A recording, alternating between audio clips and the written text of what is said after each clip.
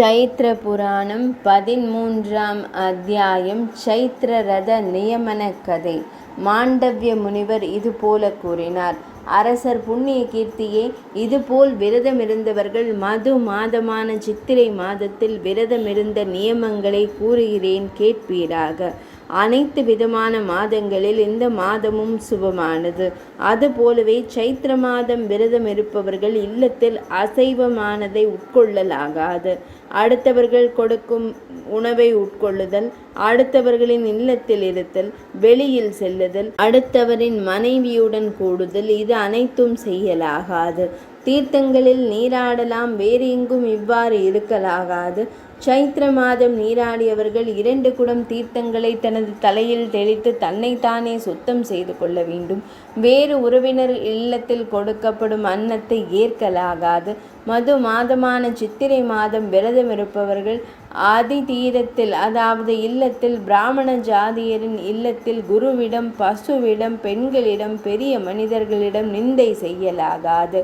பிராமணர்களின் சரீரத்தில் மாமிச கொடி பணிகளில் நாம் உட்கொள்ளும் மாமிசம் தானியத்தில் சிறந்தது. மீதமுள்ள சிறந்த அன்னம் மற்றும் மாமிசம் கிடைக்கும் பசும் பாலில் தவறாமல் உட்கொள்ளலாம். மீதமுள்ள உயிரினங்களின் பாலானது அசைவமாகவே கருதப்படுகிறது. பாத்திரத்தில் உள்ள பால், குழந்தைகள் பாதங்களில் உள்ள நீர், பணத்திற்காக, அது அவ்வாறே செல்வத்திற்காக மட்டுமே பெறப்படும் அன்னம் மாமிசத்திற்கு இணையானது என்று பண்டிதர்கள் கூறுவார்கள். விரதம் இருந்த பக்தர்கள் எப்பொழுதும் பிரம்மச்சரியத்தை கடைபிடிக்க வேண்டும். நிலத்தில் தான் படுத்து கொள்ள வேண்டும். 4ஆம் காலத்தில் பசுவை வழிபட்டு பூஜிக்க வேண்டும். வருடம் என்று அழைக்கப்படும் ஆண்டு தொடங்கியவுடன் எந்த காரியம் செய்தாலும் மீனராசியில் இருக்கும் சூரிய தேவரை வழிபட வேண்டும். இதுபோலவே சைத்திர மாதம் நீராடியவர்கள் மட்டும் தைலம் சாற்றி கொண்டு பூசலாகாது. பெண்கள் சித்திரை மாதத்தில் வரும் வளர்பிறையான சுக்லபக்ஷ திருதியை திதியில் தலை முழுக நீராட வேண்டும். மது மாதமான சித்திரை மாதத்தில் வேறு எந்த தினங்களிலும் பெண்கள் தலை முழுக நீராடல் ஆகாது. சுரைக்காய், வெங்காயம், தக்காளி, பூசணிக்காய், கடுகு, விளாம்பழம் ஆகியவற்றை உட்கொள்ளாமல் தவிர்க்க வேண்டும். பெண்களும் இவை அனைத்தையும் ஒதுக்கி வைக்க வேண்டும். படையெடுப்பாளர்கள், பக்தர்கள், விரதம் செய்தவர்கள், பிராமணர்களை சுடுசொல் கூறுபவர்கள், வேதங்களை நம்பாமல் குறை கூறுபவர்கள் தூரமாகவே இருக்க வேண்டும். விரதமிருந்தவர்கள் அவர்களுடன் எப்போதும் உரையாடல் ஆகாது. மது மாதமான சித்திரை மாதத்தில் விரதமிருந்த பக்தர்கள் சின்ன வெங்காயம், பெரிய வெங்காயம், பூண்டு, முள்ளங்கி மற்றும் சில வகையான காய்களை உட்கொள்ளலாகாது.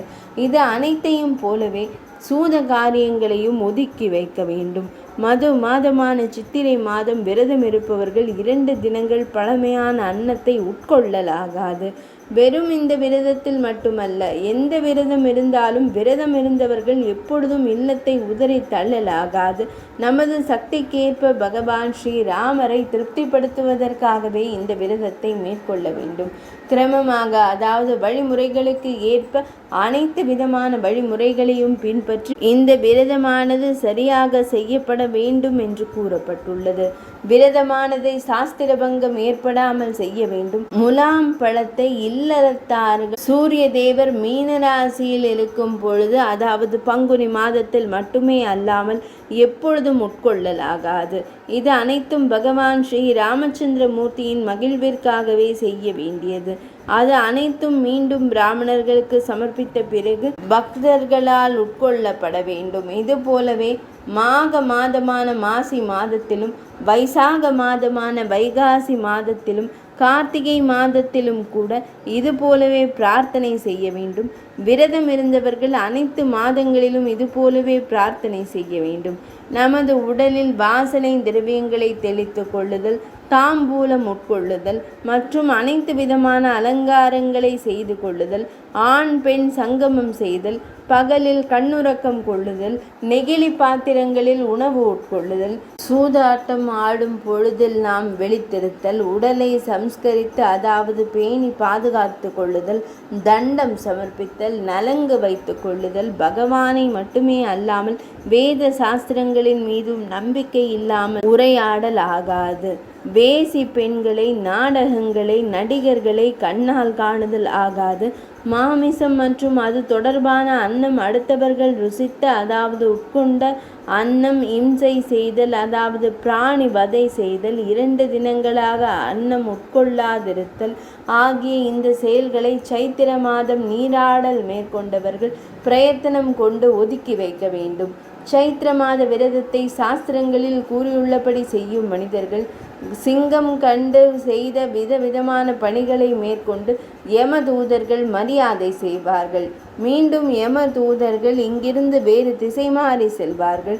ஒருவர் சைத்திர மாத விரத நீராடலை செய்பவர்கள் 100 யஜ்ஞங்களை செய்தவர்களை விடவும் மிகுந்த சிறந்த புண்ணிய பலனை பெறுவார்கள்.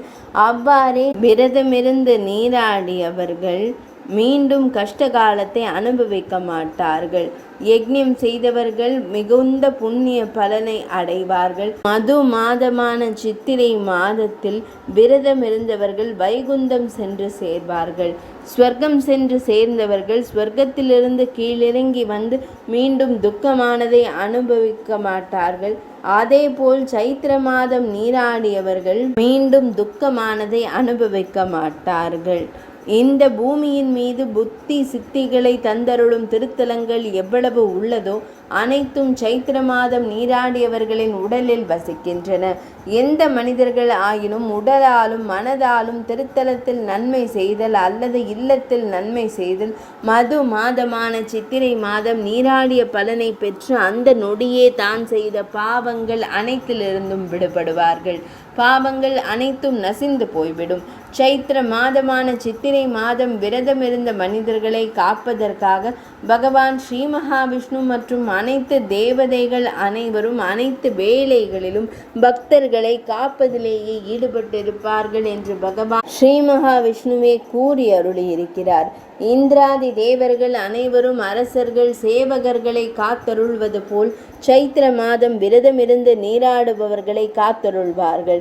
ஸ்ரீ மகாவிஷ்ணுவின் பக்தர்கள் எப்பொழுதும் எங்கே இருக்கிறார்களோ எங்கே வழிபடப்படுகிறார்களோ இல்லத்திலோ வேறு இடங்களிலோ பூதத்திலோ பைசாசம் என்னும் பிசாசு என்று அழைக்கப்படும் பிசாசத்திலும் முதலான திருஷ்டி சக்திகள் எதுவும் இருக்காது. அரசரே, சைத்திர மாத நீராடல் பலன்களை குறித்து கூறுவதற்கு அடியேன் அவ்வளவு பாக்கியசாலி அல்ல.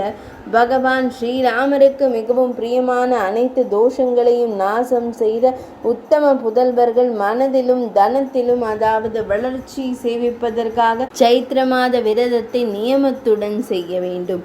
அவ்வாறு செய்த மனிதர்களுக்கு காவல் செய்வதற்காகவே தெய்வங்கள் உள்ளனர். அதற்காகவே தீர்த்தங்களை சேவிக்கும் அவசரம் எங்கிருக்கிறது?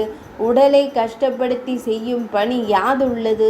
அப்படி என்றால் எந்தவிதமான சிரமமும் இல்லாமல் அதாவது எந்தவித கஷ்டமும் இல்லாமல் விரதம் இருப்பவர்கள் அனைத்திலும் மோட்சம் உள்பட அனைத்தையுமே கிடைக்க பெறுவார்கள். 13ஆம் அத்தியாயம் நிறைவடைந்தது.